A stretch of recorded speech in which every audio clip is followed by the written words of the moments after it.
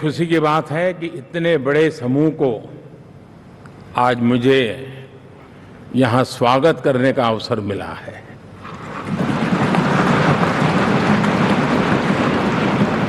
जो साथी विजयी होकर के आए हैं वे सभी अभिनंदन के अधिकारी हैं, लेकिन जिन लाखों कार्यकर्ताओं ने दिन रात परिश्रम किया है, न उन्होंने दिन देखा न रात देखी, और इतनी भयंकर गर्मी में हर दल के कार्यकर्ता ने जो पुरुषार्थ किया है, परिश्रम किया है, मैं आज संविधान सदन के इस सेंट्रल हॉल से सर झुका करके उनको प्रणाम करता हूं।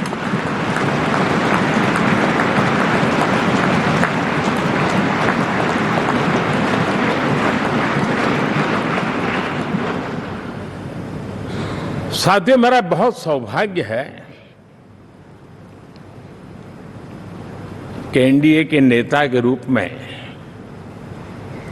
आप सब साथियों ने सर्वसम्मति से चुन करके मुझे एक नया दायित्व दिया है,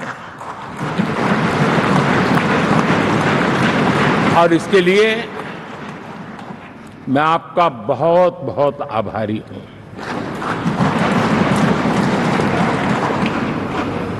व्यक्तिगत जीवन में एक मैं जवाबदारी का एहसास करता हूं। जब 2019 में इस सदन में मैं बोल रहा था, आप सबने मुझे नेता के रूप में चुना था, और तब मैंने एक बात पर बल दिया था, विश्वास। आज जब आप मुझे फिर से एक बार ये दायित्व देते हैं, इसका मतलब है कि हम दोनों के बीच, हम आपस में विश्वास का सेतु इतना मजबूत है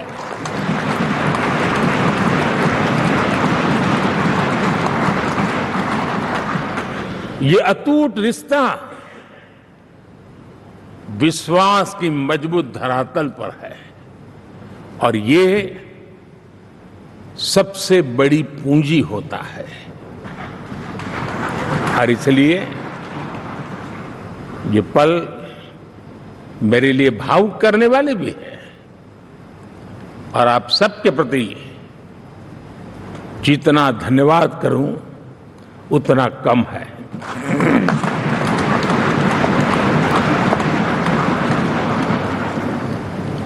साथियों, बहुत कम लोग इन बातों की चर्चा करते हैं, शायद उनको सूट नहीं करता होगा, लेकिन हिंदुस्तान के इतने महान लोकतंत्र की ताकत देखिए कि एनडीए आज देश में 22 राज्यों में लोगों ने उनको सरकार बना करके सेवा करने का मौका दिया।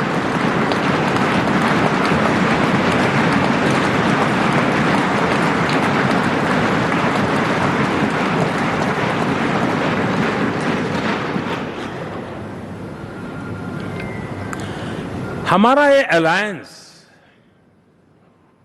सच्चे अर्थ में भारत की असली जो स्पिरिट है, जो भारत का आत्मा है, भारत की जड़ों में जो रचा बसा है, उसका एक अर्थ में प्रतिबिंब है।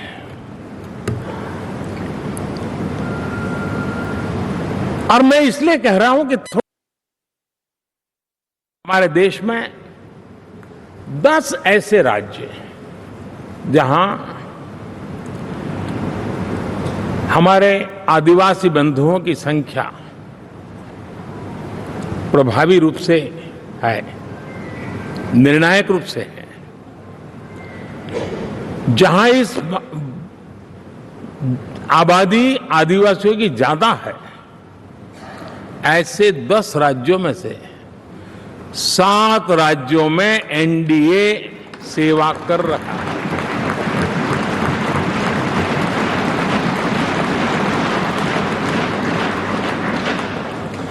साथियों, हम सर्वपंथ संभाव के हमारे संविधान को समर्पित है और देश में चाहे हमारा गोवा हो या हमारा नॉर्थ ईस्ट हो, जहां बहुत बड़ी मात्रा में हमारे ईसाई भाई बहन रहते हैं, आज हम उन राज्यों में भी एनडीए के रूप में सेवा का अवसर हमें मिला हुआ है।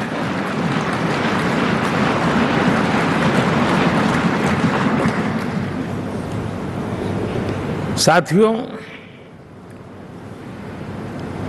प्री पोल अलायंस हिंदुस्तान के राजनीतिक इतिहास में और हिंदुस्तान की राजनीति में गठबंधन के इतिहास में प्री पोल अलायंस इतना सफल कभी भी नहीं हुआ है जितना कि एनडीए हुआ।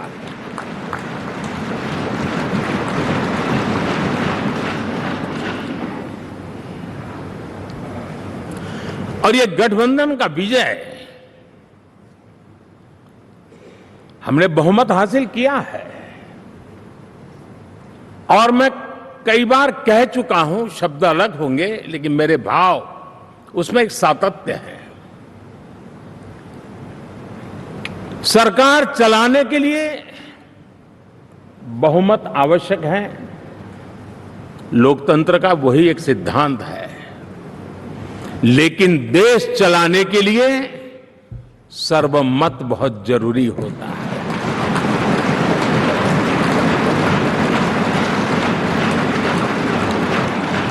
और मैं आज देशवासियों को यहां से विश्वास दिलाना चाहता हूं कि आपने जिस प्रकार से हमें बहुमत देकर के सरकार चलाने का सौभाग्य दिया है, ये हम सब का दायित्व है कि हम सर्वमत का निरंतर प्रयास करेंगे और देश को आगे ले जाने के लिए हम कोई कोर कसर नहीं छोड़ेंगे।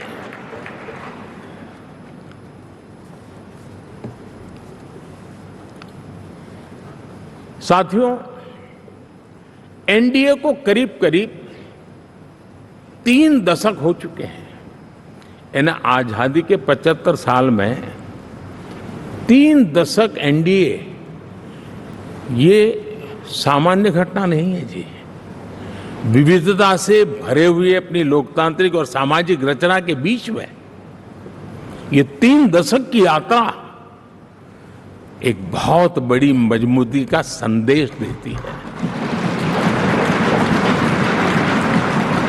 और मैं आज बड़े गर्व के साथ कहता हूं कि किसी एक समय वो था कि संगठन के कार्यकर्ता के रूप में इस अलायंस का हिस्सा था, व्यवस्थाओं से जुड़ा रहता था और आज सदन में बैठ करके आपके साथ काम करते करते मेरा भी नाता इससे 30 साल का रहा है।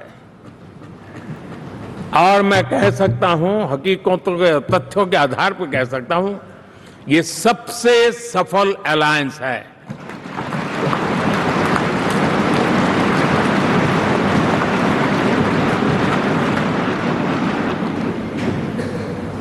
हम गर्व से कह सकते हैं कि 5 साल का टर्म होता है।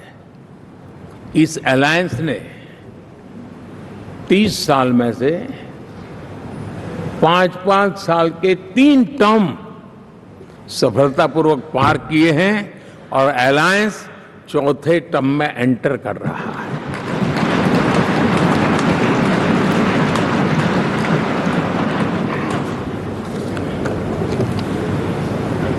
साथियों, इस बात को जो राजनीति के विशेषज्ञ हैं, अगर मुक्त मन से, मुक्त मन शब्द बहुत महत्व का है, वे सोचेंगे तो पाएंगे कि एनडीए ये सत्ता प्राप्त करने का या सरकार चलाने का कुछ दलों का जमावड़ा नहीं है। ये राष्ट्र प्रथम की मूल भावना से, नेशन फर्स्ट के प्रति कमिटेड, वैसा ये समूह है। और 30 साल का लंबा कालखंड शुरू, लेकिन आज मैं कह सकता हूं कि भारत के राजनीतिक व्यवस्था में एक ऑर्गेनिक अलायंस है।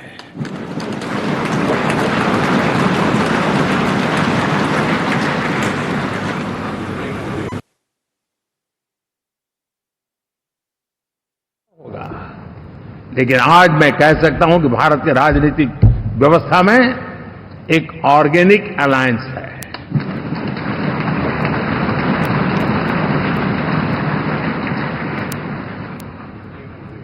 और ये मूल्य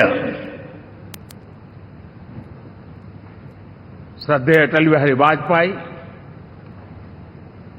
श्री प्रकाश सिंह जी बादल, श्री बाला साहब ठाकरे, श्री जॉर्ज फर्नांडिस, श्री शरद यादव, अनगिनत नाम मैं कह सकता हूं।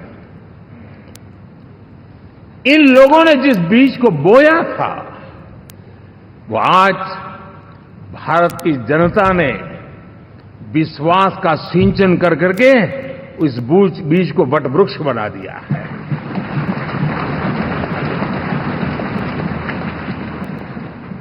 और हम सबके पास ऐसे महान नेताओं की विरासत है और हमें इसका गर्व है। बीते 10 वर्षों में हमने एनडीए की उसी विरासत, उसी मूल्यों को लेकर के निरंतर आगे बढ़ने का और देश को आगे बढ़ाने का प्रयास किया। जब मन से राजनीति के विश्लेषक अगर विश्लेषण करेंगे तो देखेंगे कि एनडीए का जो लोग दिखते हैं ना, उसमें एक कॉमन चीज नजर आती है और वो है गुड गवर्नेंस। इन सबने अपने अपने समय में, अपने अपने कार्यकाल में जब जब जहां सेवा करने का मौका मिला है, गुड इस देश को दिया है। और इस प्रकार से एनडीए एक प्रकार से, एनडीए कहते ही गुड आंध्र में रहे हो या नीतीश जी ने बिहार के लिए भरपूर सेवा की हो, हम सबके अंदर केंद्र बिंदु में गरीब का कल्याण केंद्रस्थ रहा है।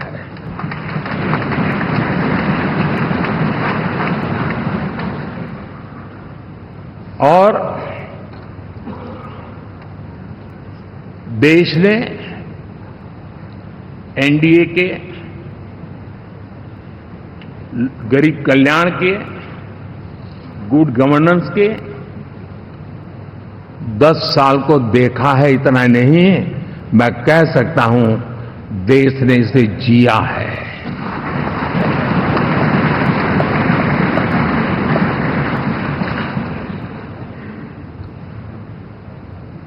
जनता जनार्दन ने सरकार क्या होती है, सरकार क्यों होती है, सरकार किसके लिए होती है, सरकार कैसे काम करती है, इसको पहली बार अनुभव किया है। वरना जनता और सरकारों के बीच में एक खाई की व्यवस्था ही बनी हुई थी। हमने उसको पाठ दिया है। हमने सबका प्रयास का मंत्र देश को नई ऊंचाई पर ले जाने के लिए चरितार्थ करके देखा है। साथियों, एनडीए सरकार में हम अगले 10 साल में, मैं बहुत जिम्मेवारी के साथ कह रहा हूं, अगले 10 साल में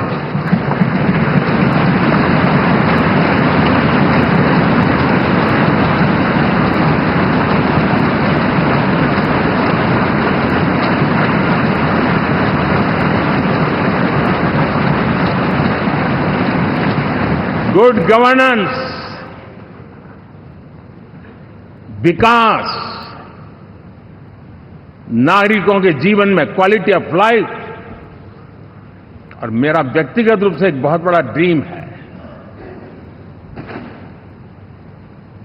मैं लोकतंत्र की समृद्धि को जब सोचता हूं तो मैं चाहता हूं कि सामान्य मानवीय के जीवन में से, और खास करके मध्यम वर्ग, उच्च मध्यम वर्ग, उनके जीवन में से सरकार की दखल जितनी कम हो उतनी लोकतंत्र की मजबूती है।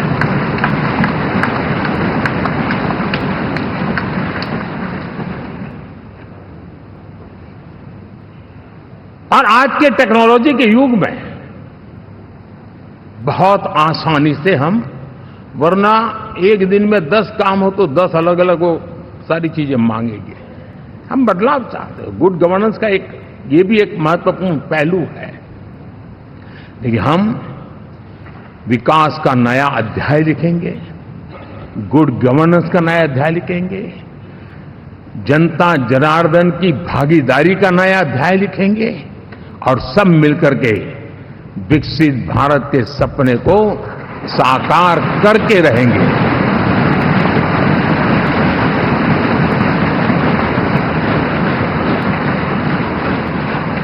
साथियों, एनडीए में, और मैं अगर विस्तार से कहूं तो सदन में किसी भी दल का कोई भी जनप्रतिनिधि होगा, मेरे लिए सब बराबर है।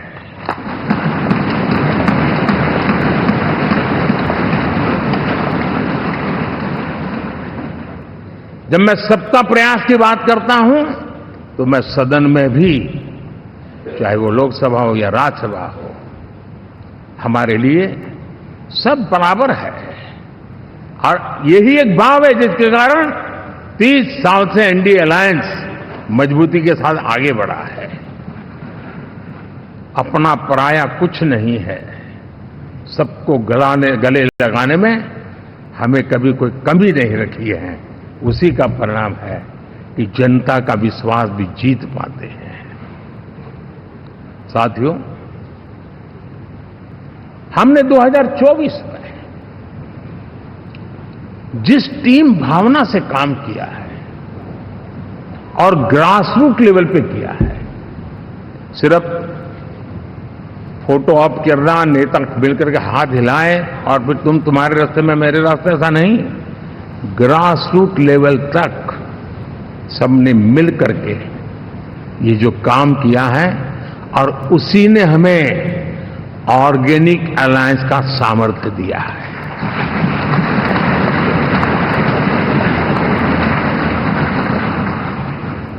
एक दूसरे का सहयोग किया है। हर किसी ने यही सोचा, जहां कम वहां हम।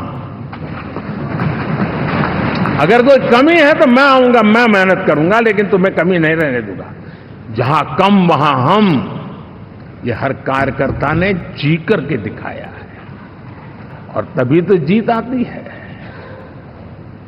साथियों, कभी कभी मैं कह सकता हूं कि हमारा 10 साल का अनुभव है, भारत के हर क्षेत्र का और भारत के हर नागरिक का जो एस्पिरेशंस हैं, रीजनल एस्पिरेशंस हैं, वे और नेशनल एस्पिरेशंस, इसका एक अटूट नाता होना चाहिए। इसके बीच में हवा तक गुजर न सके इतना जुड़ाव होना चाहिए, तब देश आगे बढ़ता है।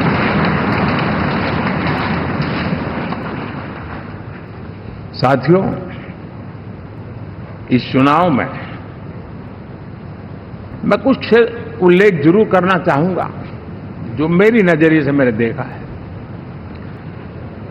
दक्षिण भारत में एनडीए ने एक नई राजनीति की नींव मजबूत की है।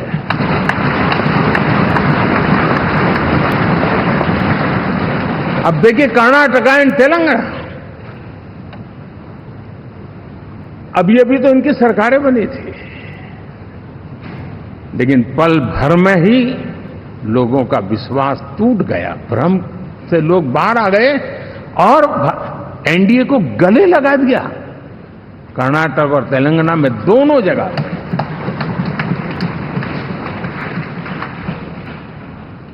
साथियों, तमिलनाडु, मैं तमिलनाडु की टीम को भी बधाई देना चाहूंगा, और वहां हमारा एनडीए समूह बहुत बड़ा भी है और कईयों को पता था कि हम एक साथ एक सीट नहीं लड़ा पाएंगे, लेकिन इस लड़ाई में हम साथ रहेंगे। और मैंने बहुत से एनडीए के साथी तमिलनाडु में ऐसे हैं कि जिनका कोई उम्मीदवार नहीं था, लेकिन इस झंडे को ऊंचा रखने के लिए वो जी जान से जुटे थे। और इसलिए आज तमिलनाडु में भले हम सीट नहीं जीत पाए, लेकिन जिस तेजी से एनडीए का वोट शेयर बढ़ा है, वो साफ साफ संदेश दे रहा है कल में क्या लिखा हुआ है।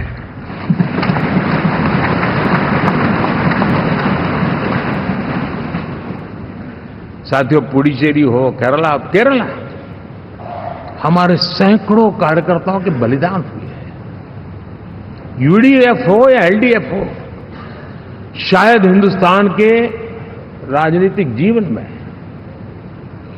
इतना जुल्म एक विचारधारा को लेकर के जीने वाले लोगों पर हुआ होगा तो सिर्फ मैं कह सकता हूं केरल में हुआ है। जम्मू कश्मीर से भी ज्यादा हुआ है। उसके बावजूद भी सामने कहीं विजय नजर नहीं आता था। उन्होंने परिश्रम की पराकाष्ठा में कभी पीछे नहीं रहे, पीढ़ियां खपा दी। और आज पहली बार संसद में केरल से हमारा प्रतिनिधि बन के आया।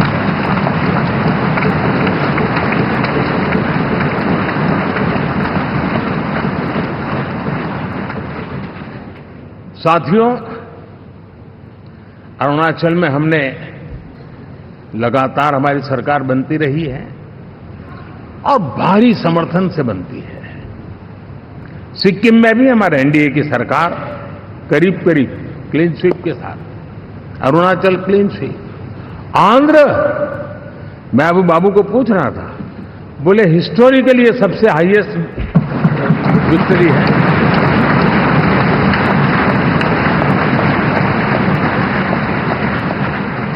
और ये जो यहां दिखता है ना पवन, ये पवन नहीं, आंधी है।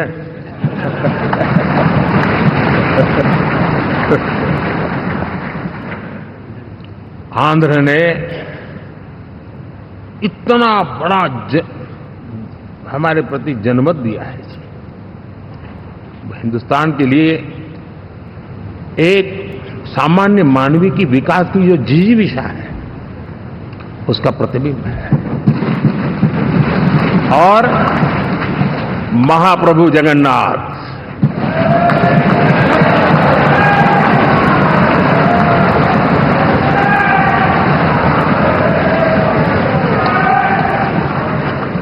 और मैंने अनुभव किया हमेशा, मैं हमेशा मानता हूं ईश्वर के अनेक रूप होते हैं, लेकिन जब मैं भगवान महाप्रभु जगन्नाथ जी को याद करता हूं तो मैं हमेशा मानता हूं ये गरीबों के देवता है।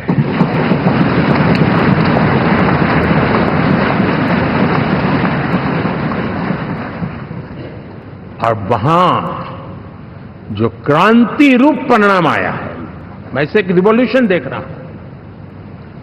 और मैं इसके साथ कह सकता हूं कि विकसित भारत का हमारा जो सपना है, आने वाले 25 वर्ष, पहले मैंने 10 साल कहा था, यहां मैं 25 साल कह रहा हूं, आने वाले 25 साल महाप्रभु जगन्नाथ जी की कृपा से उड़ीसा देश की विकास यात्रा के ग्रोथ इंजन पैकी एक होगा।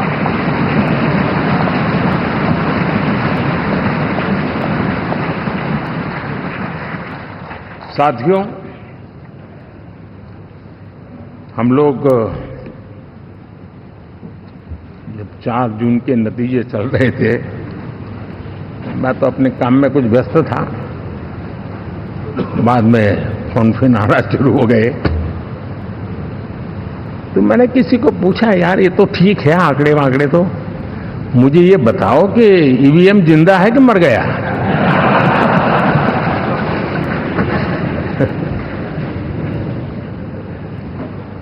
क्योंकि ये लोग तय करके बैठे थे कि भारत के लोकतंत्र और लोकतंत्र की प्रक्रिया के प्रति विश्वास ही लोगों का उठ जाए, और लगातार ईवीएम को गाली देना। और मुझे तो लगता था कि शायद इस बार वो ईवीएम की अर्थी का जुलूस निकालेंगे, लेकिन 4 जून शाम आते आते उनको ताले लग गए, ईवीएम ने उनको चुप कर दिया। ये ताकत है भारत के लोकतंत्र की, ये ताकत है भारत की निष्पक्षता की, ये भारत की ताकत है भारत के चुनावी तंत्र की, चुनाव आयोग की। और मैं मानता हूं कि ये, आशा करता हूं कि 5 साल तो अब ईवीएम शायद मुझे नहीं सुनाई देगा, लेकिन जब 29 में हम जाएंगे तो फिर से शायद ईवीएम को लेकर के नाचने की शुरुआत करेंगे, क्योंकि इनके सुधरने की संभावना बहुत कम है। आप देखिए, चुनाव के समय मैंने पहली बार देखा, शायद हर तीसरे दिन इलेक्शन कमीशन के काम में रुकावट आए, इसके लिए सुप्रीम कोर्ट के दरवाजे खटखटाए गए, भांति भांति के एप्लीकेशन, और एक ही टोली थी। और लोकतंत्र के प्रति जिनका भरोभार अविश्वास है, ऐसे लोग सुप्रीम कोर्ट का उपयोग करते हुए कैसे रुकावट डाले, इसका निरंतर प्रयास करते रहे। और चुनाव आयोग की ताकत का एक बड़ा हिस्सा अदालतों में, इस पीक अवर्स में, चुनाव के पीक अवर्स में, यानी कितनी निराशा लेकर के ये लोग मैदान में आए थे कि उन्होंने पूरा हमला उसी इंस्टीट्यूट पे लगा दो, ताकि चुनाव के कोई भी परिणाम आए, हम दुनिया के सामने भारत को भी बदनाम कर लें। ये षड्यंत्र का हिस्सा था दोस्तों, और कभी भी देश उनको माफ नहीं करेगा। साथियों, इंडी गठबंधन वाले जब ईवीएम का विरोध करते हैं तो मैं सिर्फ एक चुनाव के रूप में नहीं देख रहा। मैं मानता हूं ये लोग मन से पिछली शताब्दी के सोच वाले लोग हैं। वे टेक्नोलॉजी को हम महत्व न समझते हैं, न टेक्नोलॉजी स्वीकार करने को तैयार है। और ये सिर्फ ईवीएम में दिखाई दिया, ऐसा नहीं, यूपीआई में दिखाया। जब हमने कहा कि हिंदुस्तान के लोग डिजिटल ट्रांजैक्शन करेंगे, फिनटेक की दुनिया में आज हिंदुस्तान का नाम हो गया, मानने को तैयार नहीं। आधार आज देश की एक पहचान बना है। मैं तो देख रहा हूं कि मुझे कई देश कहते हैं कि हमें आधार की पद्धति से आगे बढ़ना है, आप कैसे मदद कर सकते हैं। उस आधार को रोकने के लिए सुप्रीम कोर्ट में बार बार जाकर के परेशानियां पैदा की। यानी मूलतः ये प्रगति के विरोधी, आधुनिकता के विरोधी, टेक्नोलॉजी के विरोधी इंडी अलायंस हमने देखा है। साथियों, इस देश के लिए ये भी चिंता का विषय है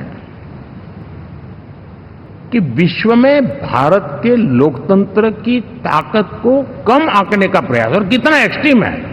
मैं दुनिया में ढोल पीट रहा हूं कि हम मदर ऑफ डेमोक्रेसी है, और ये दुनिया में जाकर के बता रहे नहीं नहीं हमारे देश में तो डेमोक्रेसी ऐसा कुछ नहीं, कि वो मोदी बैठ गया है, वो एक चाय बेचने वाला यहां पहुंच कैसे गया, कुछ तो गड़बड़ की होगी। ये जो इनकी मनस्थिति है जी, भारत के नागरिकों को चुनाव प्रक्रिया के प्रति अविश्वास पैदा करने का जो उनका षड्यंत्र है, मैं मानता हूं कि अब दुनिया भी भारत के लोकतंत्र की विविधता, विशालता, व्यापकता, गहनता, इन सबको भी जानने समझने के लिए आकर्षित होगी। ऐसे ही इस चुनाव के नतीजे में देख रहा हूं। साथियों, जब 1 तारीख को मतदान पूरा हुआ और 4 तारीख को काउंटिंग, इस बीच की चीजों को आप देखिए।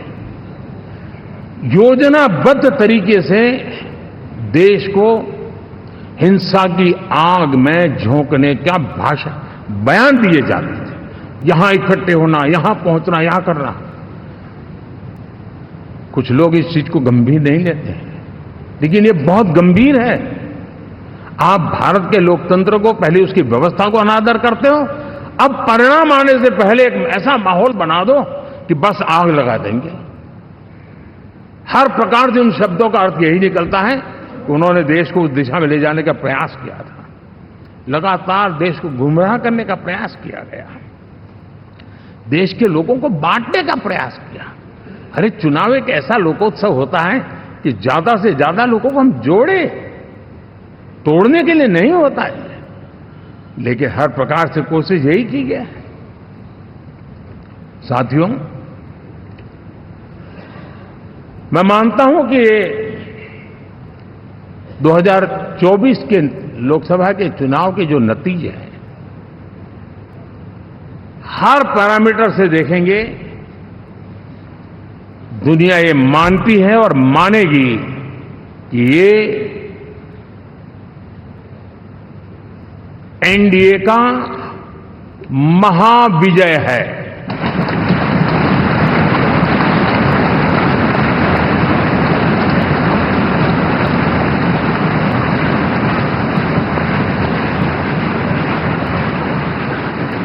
और आपने देखा 2 दिन कैसा चला, जैसे हम तो हार चुके हैं, गए। सब चारों तरफ यही दिखता था, क्योंकि उनको अपने कार्यकर्ताओं का मोरल हाई करने के लिए ऐसे काल्पनिक परेड ये करने पड़ रहे हैं। और साथियों, गठबंधन के इतिहास में अगर आंकड़ों के हिसाब से देखें तो ये सबसे मजबूत गठबंधन की सरकार है।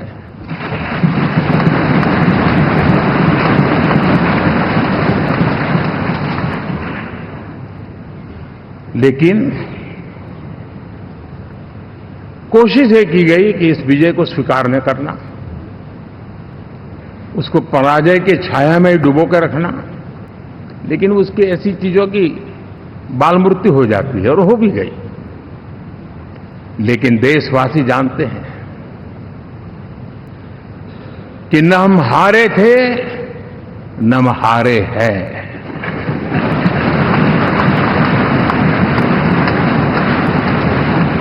लेकिन 4 तारीख के बाद हमारा जो व्यवहार रहा है, वो हमारी वो पहचान बताता है कि हम विजय को पचाना जानते हैं।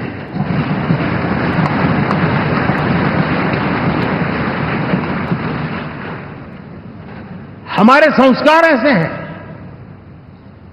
कि विजय की गोद में उन्माद पैदा नहीं होता है, और न ही पराजित लोगों के प्रति उपहास करने के हमारे संस्कार है।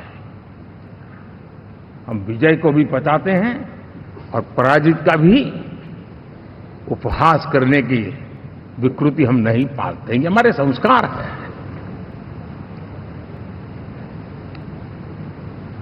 अब किसी भी बालक को पूछो कि भाई लोकसभा के चुनाव के पहले सरकार किसकी थी, तो कहेगा एनडीए। 24 के नतीजों के बाद सरकार किसकी बनी, एनडीए। फिर हारे कहां से भाई? पहले भी एनडीए थी, आज भी एनडीए और कल भी एनडीए है।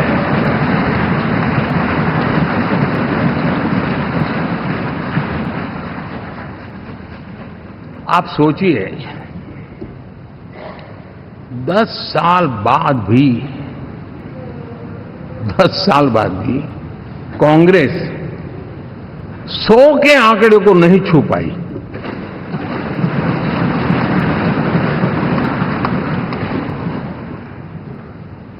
और अगर मैं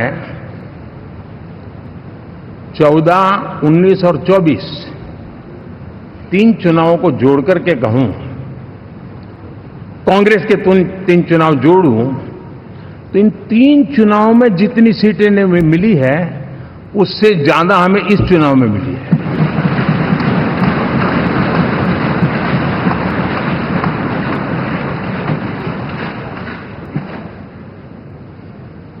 और मैं साफ देख रहा हूं साथियों, एनडीए वालों को अंदाज नहीं है। वे धीरे धीरे पहले तो डूब रहे थे, अब तेज गति से ये गर्त में जाने वाले हैं।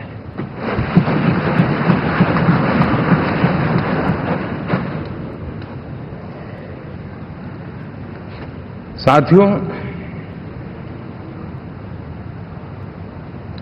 इंडिया अलायंस वाले देश के सामान्य नागरिकों की जो समझ है,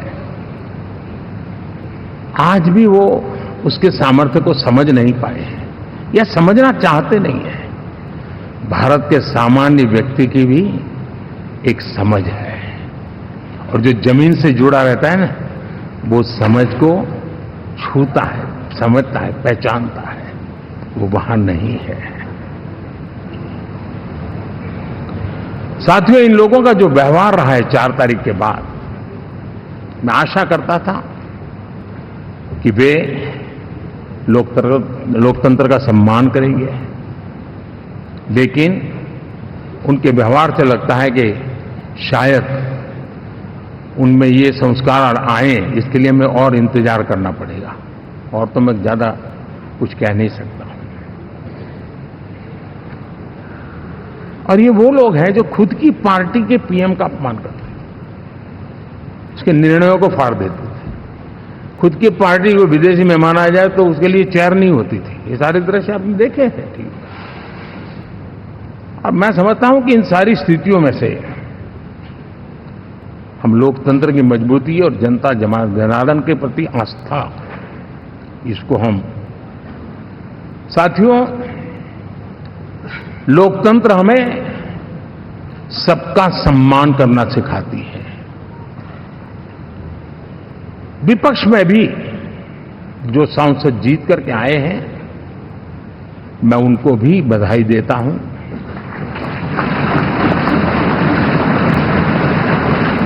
और मैं पिछले 10 वर्ष में एक चीज मिस कर रहा था कि debate, participation, quality of debate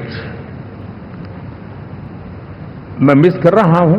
लेकिन मैं आशा करता हूं कि अब इस नया जो सदन बना है, वो कमी मुझे खलेगी नहीं। शायद हमारे साथी भी राष्ट्रहित की नियत के साथ सदन में आएंगे, और भले वो विपक्ष में बैठे होंगे, लेकिन राष्ट्र के विपक्ष में नहीं है, हमारे विपक्ष में है।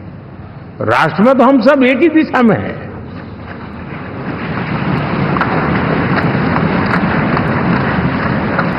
राष्ट्र में हमारा कोई पक्ष विपक्ष नहीं है। राष्ट्र में तो हम 140 करोड़ है।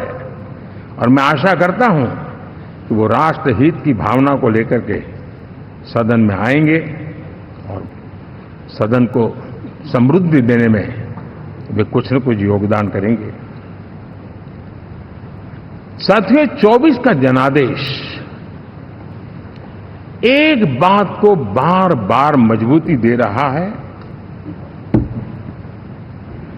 बार बार मजबूती दे रहा है कि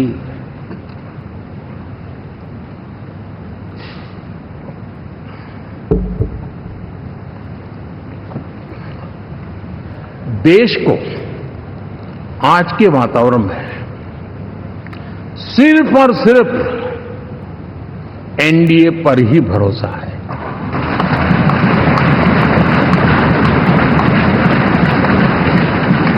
और जब इतना अटूट विश्वास है, इतना भरोसा है, तो स्वाभाविक है देश की अपेक्षाएं भी बढ़ेगी। और मैं इसे अच्छा मानता हूं और हम सबका कर्तव्य भी मानता हूं। और इन अपेक्षाओं को पूर्ण करने के लिए, और मैंने पहले भी कहा था कि जो 10 वर्ष हमने काम किया है वो तो ट्रेलर है।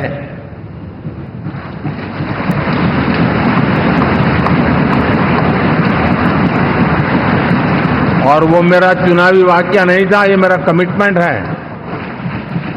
हमें और तेजी से, और विस्तार से, और तेज गति से देश के आकांक्षाओं को पूर्ण करने में रत्ती भर भी विलंब नहीं करना है।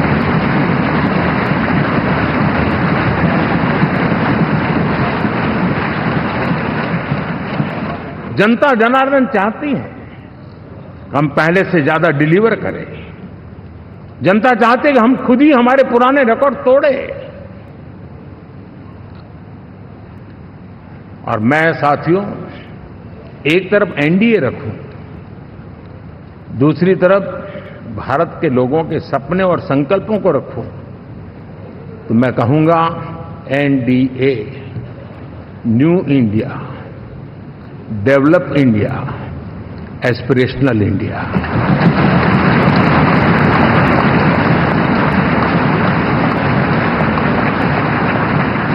और इसी सपने और संकल्पों को पूरा करना, ये हम सबका संकल्प भी है, कमिटमेंट भी है, और हमारे पास रोड मैप भी है।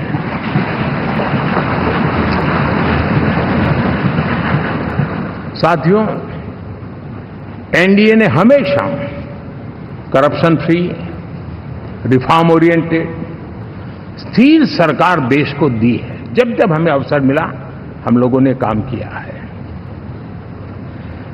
उसके सामने कांग्रेस नेतृत्व वाली यूपीए, अब उन्होंने पुरानी अपनी छवि सुधारने के लिए नाम बदल दिया, लेकिन पहचान घोटालों की है। आए दिन घोटाले, यही पहचान रही है। और नाम बदलने के बावजूद भी देश उनके घोटालों को नहीं भुला है, उनको नकारा है।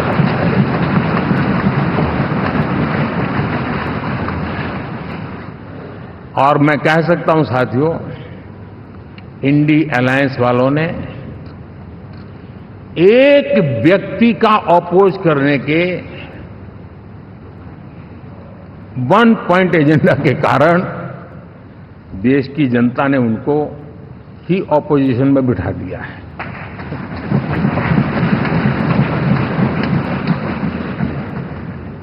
एनडीए विकसित भारत इस संकल्प को लेकर के चुनाव में गया था, देश के लिए सकारात्मक सोच को लेकर के गया था, देश की युवा शक्ति के सामर्थ्य को समझ करके नए अवसरों को लेकर के देश को आगे बढ़ने की बात लेकर के गया था।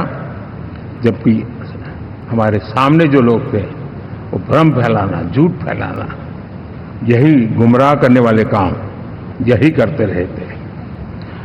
अब एनडीए और उनका देखें, इवन नामांकन में जाएंगे तो भी आपको देखेगा उनका चुनाव प्रचार, उनका नामांकन, हम लोगों का एक एक दृश्य देख लीजिए और उनका एक एक दृश्य देखिए, कितना बड़ा अंतर है।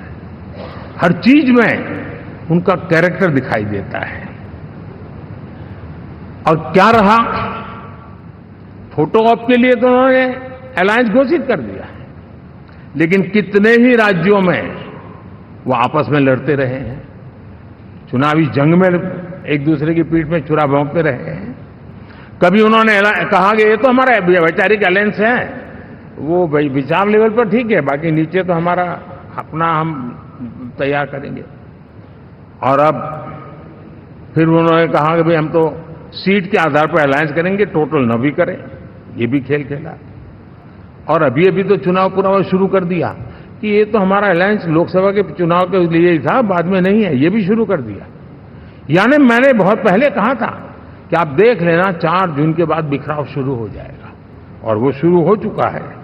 इसका मतलब ये हुआ कि वो सिर्फ और सिर्फ सत्ता सुख के लिए एक दूसरे का साथ देने की कोशिश करते थे, लेकिन उनमें उनका अगर स्वार्थ निश्चित होता तो साथ देना, वरना नहीं देना, एक कैरेक्टर था। साथियों, ये लोग कितने ही बड़े झूठे बोलते रहे हैं। और आप देखिए, चुनाव के समय उन्होंने देश के सामान्य नागरिक को गुमराह करने के लिए जो पर्चियां बांटी कि ये देंगे और वो देंगे और टिकना देंगे, फलाना देंगे। 2 दिन से मैं देख रहा हूं कि कांग्रेस के दफ्तरों पर लोग कतार लगा के खड़े हैं कि ये पर्ची है, 1 लाख रुपया कहां है, लाओ भाई, मांग रहे हैं लोग। यानी आपने जनता जनार्दन की आंखों में कैसा उनको भ्रमित किया, कैसी आंख में धूल झोंक दी कि वो बेचारा सामान्य नागरिक मान के चलता था, हाँ भाई 4 जून के बाद रुपया मिल जाएगा, इसलिए वो जाके खड़ा रह गया। और अब उसको धक्का मारा जा रहा है, डंडे मारे जा रहे हैं, वहां से निकाला जा रहा है।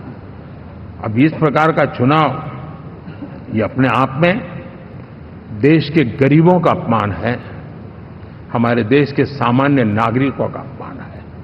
और कभी भी देश ऐसी हरकतों को न भूलता है, न ही कभी माफ किए बिना माफ कभी करता है।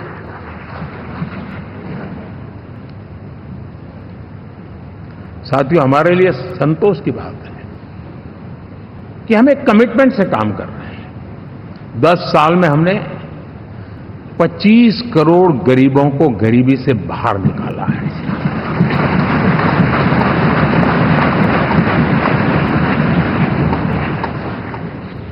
गरीब कल्याण का एक सुरक्षित मजबूत कवच दिया है हमने उसको, और उसके अंदर भी एक नए एस्पिरेशंस पैदा हुए हैं कि हां, अब मुझे गरीब नहीं रहना है, और उसके लिए मुझसे जो हो सकेगा मैं हर अवसर का फायदा उठाऊंगा। 3 करोड़ गरीबों को घर, ये ऐसे कहने का आंकड़ा नहीं है जी, कितनी मेहनत पड़ती है मुझे मालूम है, लेकिन हम सफलतापूर्वक इसको कर पाए हैं। 4 करोड़ लोगों को दे चुके हैं, 3 करोड़ का हम संकल्प लेकर के आज से आगे बढ़ेंगे। यानी ये भी हिम्मत है कि 4 करोड़ देने के बाद जिन परिवारों का विस्तार हुआ है, जरूरत पड़ी है, और राज्यों की भी उसमें इच्छा है, 3 करोड़ नए घर बनाने का संकल्प। 70 वर्ष की आयु से ऊपर के व्यक्तियों को, नागरिकों को 5 लाख रुपए तक इलाज के लिए मुफ्त इलाज की व्यवस्था। मुद्रा योजना के तहत हमारे नौजवानों को कारोबार के लिए 20 लाख तक की उनकी बैंक से उनको लोन मिले, इसकी व्यवस्था। ये मैं समझता हूं कि वायदा हमारे तीसरे कार्यकाल की गारंटियां, सब मैं अभी बताता नहीं हूं, लेकिन इन गारंटियों के प्रति हम कमिटेड हैं और उसे पूर्ण करने के लिए हम कोई कमी नहीं रखेंगे। साथियों, गरीब का सशक्तिकरण और मिडिल क्लास को सुविधा, ये हमारी प्राथमिकता है, क्योंकि मध्यम वर्ग अब इस देश का एक बहुत बड़ा चालक बल है। भारत की ग्रोथ स्टोरी में ये ऐसे ऐसे नए फोर्सेस मैं देख रहा हूं जो हमारी बहुत बड़ी शक्ति बनने वाले हैं, और इसलिए हम उस पर भी उतना ही, और मिडिल क्लास की बचत कैसे बढ़े, सेविंग कैसे बने, उसके लिए, उसके क्वालिटी ऑफ लाइफ के लिए हम क्या कर सकते हैं, हमारी योजनाओं का विस्तार कैसे किया जाए, हमारे नीति नियमों में बदलाव कैसे किया जाए, उस पर भी हम आने वाले दिनों में काम चाहते हैं। साथियों, पंचायत से पार्लियामेंट तक हमारी नारी शक्ति की सक्रिय भागीदारी, ये हमारा कमिटमेंट है। और हमने हमारे पिछले कार्यकाल में नारी शक्ति वंदन अधिनियम करके उस बात को हमने आगे बढ़ाया है। और वो दिन दूर नहीं होगा जब हमारे सदन में बहुत बड़ी तादाद में हमारी माताएं बहनें देश का नेतृत्व करती हुई दिखाई देगी।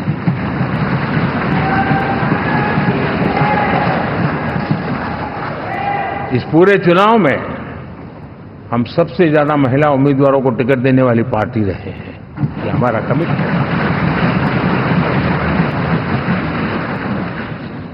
हमारी महिला सांसदों को जो आशीर्वाद देश की जनता ने दिया है, मैं इसके लिए विशेष रूप से उनका आभार व्यक्त करता हूं। और साथियों, आपने देखा होगा G20 समिट में दुनिया के सामने एक विषय लेकर के हम बड़े आग्रह से गए हैं, और वो है empowerment of women, development of women. इन सारी बातों को तो हम परिचित हैं।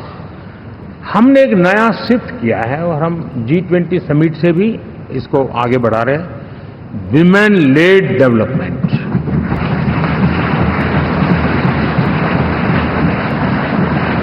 एक बार हमारा इस प्रकार का कमिटमेंट बनता है तो परिवर्तन बिल्कुल साफ नजर आता है।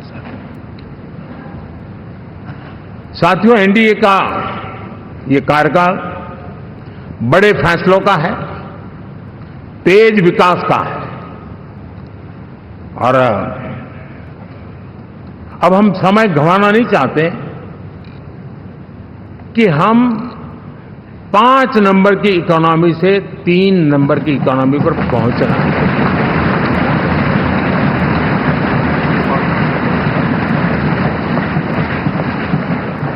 और ये खाली 5 और 3 का आंकड़ा नहीं है। उसके कारण जो अर्थव्यवस्था का कद बन जाता है, वो सामान्य मानवीय की आशा आकांक्षाओं को पूरी करने के लिए सरलता बढ़ जाती है। देश के लिए जो जरूरतें हैं वो आराम से पूरी करने का सामर्थ्य बन जाता है। और इसलिए हम उस दिशा में बड़ी कोशिश करके आगे बढ़ना चाहते हैं।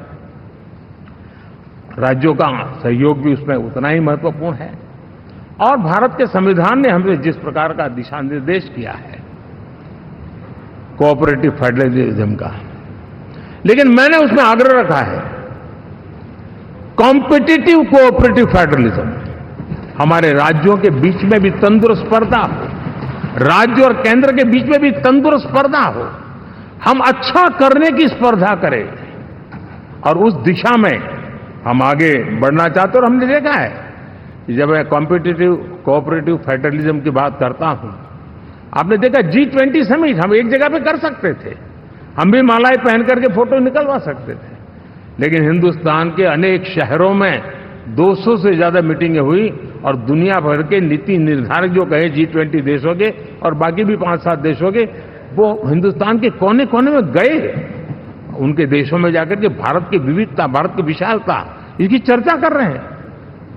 उनके लिए आश्चर्य है। हमने तो दिल्ली आकर के वापिस जाते थे, पता ही नहीं था कि देश इतना बड़ा है। ये अपनी एक ताकत का परिचय हुआ है। हमने कोविड में देखा, राज्यों के साथ कोऑपरेशन के साथ हमने जिस प्रकार से लड़ाई लड़ी और एक सूत्र में रह करके लड़े, दल किसी का भी हो सरकार में, लेकिन हमने इस काम को किया क्योंकि हमारा कोऑपरेटिव फेडरलिज्म के प्रति कमिटमेंट है। एस्पिरेशनल डिस्ट्रिक्ट एक ऐसा मॉडल है गवर्नेंस का जिसमें राज्य भी उतना ही सक्रियता से हमारे साथ जुड़े हुए हैं। और दुनिया के लिए जो डेवलपिंग कंट्रीज हैं, उनके लिए गवर्नेंस का एक ऐसा मॉडल प्रस्तुत हो रहा है जिसका अब तो केस स्टडी के रूप में दुनिया के अनेक यूनिवर्सिटी केस स्टडी करना शुरू की है। अब उसको हम आगे बढ़ाते हुए एस्पिरेशनल ब्लॉक की तरफ ले जा रहे हैं, ताकि हमारे ग्रासरूट लेवल पे भी जो वीक एरियाज हैं, जहां सुविधाएं अभी सामान्य एवरेज से भी नीचे हैं, उसको हम जल्दी से जल्दी उस स्टेट की एवरेज तक लाना चाहते हैं। देश का रीजन, कोई भी क्षेत्र हो, सर्वांगीण विकास को लेकर के हम चले। साथियों, गत 10 वर्ष में इंफ्रास्ट्रक्चर के क्षेत्र में हमने एक बहुत बड़ा, यानी सोचने में भी बदलाव लाए। जमीन पर तो लाए, वरना हमारे देश में सोचा चलेगा यार, एक बार कर लो ना, उस सहारे में से बदलाव नहीं। अब तो अच्छा ही चाहिए, बड़ा ही चाहिए, जल्दी से जल्दी पहुंचाने वाला चाहिए। सामान्य मानवीय के मन को हमने इस तरह से प्रेरित भी किया है और पुरुषार्थ करके हमने उस दिशा में काम किया है। 5 साल में हमें गति शक्ति यानी इस प्रकार के प्लेटफॉर्म पर जो काम किया है, जो काम 6-6, 8-8 महीने तक नहीं होता था, वो आज 15-20 दिन में कर सकते हैं। सर टेक्नोलॉजी का उपयोग करके हम काम कर रहे हैं और ये जब होता है तो उसका मूल फायदा देश के नौजवानों के लिए रोजगार के अति अवसर बन जाते हैं। उनके लिए जीवन में सिलेक्शन के लिए बहुत बड़ा दायरा बढ़ जाता है और वो हमें साथियों आज भारत दुनिया में विश्व के लिए एक नया मैन्युफैक्चरिंग हब के रूप में उभर रहा है। और जब हम मैन्युफैक्चरिंग हब कह रहे हैं तब सिर्फ इलेक्ट्रॉनिक गुड्स या सर्विसेज की मैं बात नहीं कर रहा हूं। मैं फूड प्रोसेसिंग में भी आज दुनिया में हम बहुत तेजी से आगे बढ़ रहे हैं और वो भारत के किसानों को बहुत बड़ी ताकत देने वाला है। उसी प्रकार से स्पेस हो, आर्टिफिशियल इंटेलिजेंस हो, स्टार्टअप्स की बात हो, स्किल जॉब अपॉर्चुनिटीज की बात हो, आज भारत बहुत तेजी से आगे बढ़ेगा, बढ़ रहा है, ये मेरा विश्वास है। साथियों, मुद्रा योजना, ड्रोन दीदी, विश्वकर्मा योजना, इसने भी नई संभावनाओं को जन्म दिया है। साथियों, हमारी संस्कृति, हमारी विरासत, उसके प्रति हम जितना ध्यान केंद्रित करेंगे दुनिया के लिए आकर्षण का केंद्र बनेगा और इसलिए हम उन दिशा में, और मैं मानता हूं भारत के लिए टूरिज्म एक ऐसा एवेन्यू है जो गत शताब्दी में हमें कभी, आज से लेकर के पीछे के 100 साल में कहूं, ऐसा अवसर नहीं मिला है जैसा आने वाले 25 साल में मिलने वाला है। दुनिया भारत की तरफ मुड़ने वाली है। अब हमारा काम है हम इसके लिए आवश्यक व्यवस्थाओं को विकसित करें, हमारी विरासत के प्रति हम हमारा पर्यटन का विकास करते हुए एक विन विन सिचुएशन का हम फायदा उठाएं और उसमें बहुत अधिक निवेश की संभावनाएं मैं देखता हूं। और ये ऐसा क्षेत्र है जिसमें हर स्तर के लोग कमाते हैं, गरीब से गरीब आदमी भी कमाता है और बड़ी बड़ी होटल वाला भी कमाता है, हर कोई इसमें कमाता है और हमने टूरिज्म के हम बल देना चाहते हैं, बहुत पोटेंशियल है। आज जो इंफ्रास्ट्रक्चर के क्षेत्र खुले हैं इसका फायदा उसको मिलता है, एयरवे हो, रेलवे हो, हमारे एक्सप्रेस वे हो, ये हमारा यातायात जितना बेहतर हो और हमारा डिजिटल कनेक्टिविटी का जो काम है ये इसके लिए एक बहुत बड़ा पॉजिटिव ग्राउंड तैयार कर रहा है और जिसका फायदा मिलने वाला है। और जो वोकल फॉर लोकल और रीजनल टूरिज्म, इसको एक बल देने का काम है। साथियों, अब दुनिया एक नए युग में प्रवेश रही है। जिस समय औद्योगिक क्रांति हुई उस समय हम गुलामी के दौर से गुजर रहे थे, तो औद्योगिक क्रांति का जितना फायदा लेना चाहिए हम नहीं ले पाए। अब एक नया युग शुरू हो रहा है, हरित युग, ग्रीन एरा। भारत के पास बहुत संभावनाएं हैं इसका नेतृत्व करने की और हम इसके लिए आने वाले दिनों में ग्रीन हाइड्रोजन की बात हो, ग्रीन एनर्जी हो या ग्रीन जॉब्स हो या ग्रीन मोबिलिटी हो, इन सारे विषयों को हम इतनी तेजी से आगे बढ़ाना चाहते हैं ताकि इस हरित युग का नेतृत्व दुनिया में भारत का सामर्थ्य सिद्ध कर दें, ये हम चाहते हैं। साथियों, इसी सिलसिले में इस 5 जून को जब पर्यावरण दिवस था, 4 जून को नतीजे आ गए थे, तो उसी दिन मेरे मन में एक विचार आया कि कार्यक्रम 5 जून को हमने आरंभ किया, एक पेड़ मां के नाम। हर किसी को मां के प्रति श्रद्धा होती है और मैं भी देशवासियों को कहूंगा कि आने वाले समय में कभी आपकी माताजी का जन्मदिन हो, क्या कोई और शुभ दिन हो, अपनी मां के नाम पर एक पेड़ लगाइए और मां जीवित है तो साथ लेकर जाइए, उनकी फोटो आप सोशल मीडिया में अपलोड कीजिए और मां नहीं है तो उनकी फोटो रख करके एक पेड़ लगाइए और वो अपनी मां का भी सम्मान होगा और धरती मां की सेवा होगी। हम इन 2 माताओं की सेवा करें। साथियों, एनडीए, अब भारत आइसोलेशन में नहीं जी सकता। वैश्विक परिवेश में भारत की भूमिका दिनों दिन बहुत बढ़ती चली जा रही है। 2014 में जब एनडीए की सरकार बनी, पूरे विश्व में उसी एक पल से ही एक नया जिज्ञासा पैदा हुई, थोड़ी आशा के संकेत उनको नजर आने लगे और फिर उस बदलाव बहुत बड़ा तेजी से आया। और पिछले 10 वर्ष में भारत ने जिन कामों को बढ़ लिया है, आज भारत की छवि विश्व बंधु की बन चुकी है। दोस्तों, विश्व हमें एक बंधु के रूप में स्वीकार कर रहा है और जब दुनिया हमें विश्व बंधु के रूप में स्वीकारती है तो हमारी वैश्विक जिम्मेवारियों को भी हमने हमारे आने वाले रोड मैप में महत्व देना ही होगा। और भारत की सफल विदेश नीति ने अच्छे परिणाम भी दिए हैं। हमने हर संकट को उस प्रकार से हैंडल किया जिस प्रकार से मानवीय मूल्यों को हमने प्राथमिकता दी। उसका परिणाम है कि सामान्य मानवीय के मन में ये विश्व बंधु वाला भाव बहुत मजबूत हुआ और भारत का सेवा भाव का जो कैरेक्टर है उसको विश्व ने पहचाना है। चाहे यूक्रेन का संकट हो, चाहे अफगानिस्तान का संकट हो, हर हमारे लोगों को बचाना हो, हमने किसी भी में हमने कोई कमी नहीं रखी है। और साथियों, ये क्षमता के कारण भारत में निवेश की संभावनाएं बहुत बढ़ने वाली है। मैं राज्यों से भी कहूंगा कि आप प्रगतिशील नीतियां बनाकर रेडी रहिए। विश्व आज आपके आंगन पे दरवाजे पर दस्तक दे रहा है और जो राज्य ज्यादा स्पष्ट नीतियों के साथ आएगा, जो राज्य उन कंपनियां विदेश आने वाले लोगों को ठीक से हैंडल करेगा, उसको बेनिफिट मिलने ही वाला है। और भारत ने जो नीतियां बनाई है, भारत ने जो वातावरण बनाया है, उसका लाभ भारत के हर राज्य को मिलना चाहिए और उस दिशा में हम तेजी से काम करना चाहते हैं।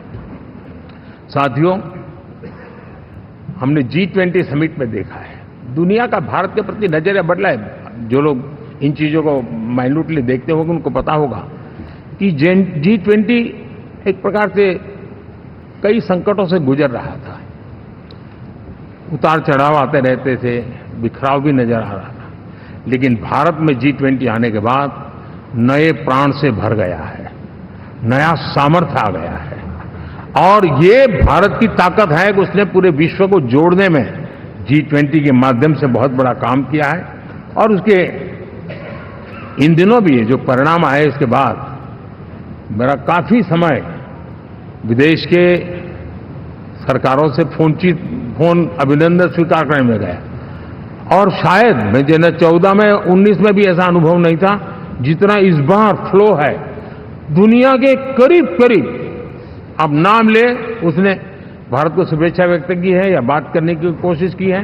यानी ये वैश्विक जो हमारा ताकत है उसका परिचय करवा रहा है और उसके कारण मैं मानता हूं कि विश्व में हमारा सम्मान और साथ साथ भारत में निवेश, ये दोनों संभावनाएं बढ़ रही है। साथियों, हमारे संविधान का 75वां वर्ष है। हम चाहते हैं कि संविधान हमारी संवैधानिक संस्थाओं का संरक्षण भर इसके मात्र के लिए है, ऐसा नहीं, कोई अदालत में धाराओं का उपयोग करके काम करने के लिए नहीं है। ये एक हमारी भावना है, हमारा स्पिरिट है और हमें इस 75 साल को ऐसे मनाना है ताकि हम संविधान के स्पिरिट को जन जन तक पहुंचाएं। हर जन को संविधान की जो भावना है, कर्तव्य की भावना है, अनेक बात ऐसे इस बात है, उन सब प्रति समर्पण उसका बढ़े, उस दिशा में हम काम करना चाहते हैं। साथियों, छत्रपति शिवाजी महाराज के राज्याभिषेक के 350 वर्ष के उत्सव में देश आज रंगा हुआ है और हमारे लिए सबसे बड़ी प्रेरणा है क्योंकि उसमें राष्ट्र प्रथम की भावना है। छत्रपति शिवाजी महाराज को याद करते ही राष्ट्र प्रथम की भावना हमें मजबूती देती है और इसलिए हम देश में इसी एजेंडा को आगे रखते हुए और जब इसी समय 350 साल का पर्व आया है तो हमें अपनी पॉलिसी और परफॉर्मेंस और सामान्य मानवी का जीवन बेहतर करना है, उसमें जरा भी विलंब नहीं करना है। साथियों, विकास की सारी तैयारियां, रोड मैप लेकर को हम चलेंगे ही, चल रहे हैं। लेकिन साथ साथ हम नए नए सांसद आए हैं, कुछ पुराने सांसद हैं, कुछ ज्यादा अनुभवी सांसद भी हैं। आप देखते हैं कि इन दिनों, पिछले 2 दिन से आप टीवी पे देखते होंगे, एक भी सच्चाई मुझे उसमें नजर नहीं आई। कोई ये कह रहा है, कोई वो कह रहा था, सब मैंने कहा भी जरा पूछो तो ये जानकारी लाते कहां से, गपगोले चला रहे, किसी के खाते में कुछ भी डाल करके चल रहा है। तो मतलब ये थोड़े दिन, क्योंकि 10 साल से ऐसे अवसर नहीं मिले हैं, तो शायद ये उबाल जरा ज्यादा रहेगा। लेकिन आप मान के चलिए जी, ऐसे लोग कोई पहुंचेंगे, बस साहब मेरा अच्छा संबंध है, मंत्री में आपका नंबर कर सकता हूं, आया, हमें भी पता नहीं होता यार, हो सकता है मिनिस्टर बनने का ये रास्ता होगा तो हम भी गलती से उसका हाथ पकड़ लेते हैं और वो पता नहीं वो किस खाई में डुबो देता है। कभी कभी तो शायद अब तो टेक्नोलॉजी ऐसी है कि हो सकता है मेरे सिग्नेचर से कोई लिस्ट बाहर निकल जाए कि ये मंत्री बन गए, हो सकता है कोई बुद्धिमान डिपार्टमेंट भी बांट दे। तो आजकल कई लोग सरकार बनाने में लगे हुए हैं, मंत्री पद बांट रहे हैं, पद बांट रहे हैं, व्यवस्था बांट रहे हैं। मैं आपसे आग्रहपूर्वक कहता हूं, और जो मोदी को जानते हैं, ये सारे प्रयास निरर्थक है वे।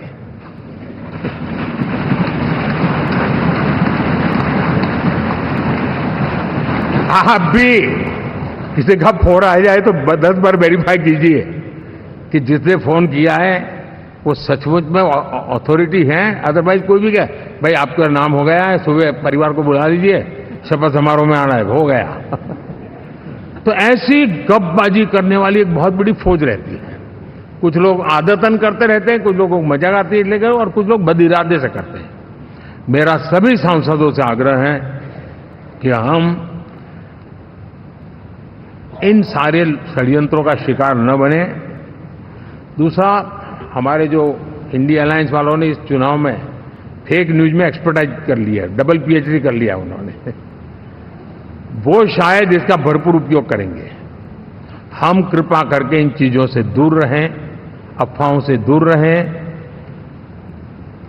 ये जो टीम बैठी है वो अनुभवी टीम है, मुझे भी सही सलाह देने वाली टीम है, और इसलिए टीम मिलकर के बहुत सही निर्णय करने वाली है।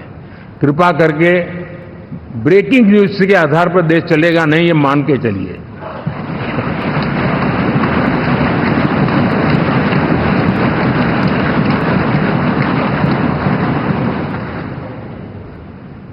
साथियों, विकसित भारत का संकल्प लेकर के हम चले हैं। 3 नंबर की इकोनॉमी पहुंचना मैं जानता हूं, निश्चित रोड मैप के साथ उसको हम पार करने वाले हैं। और मैंने पहले भी कहा था कि मेरा पल पल देश के नाम है।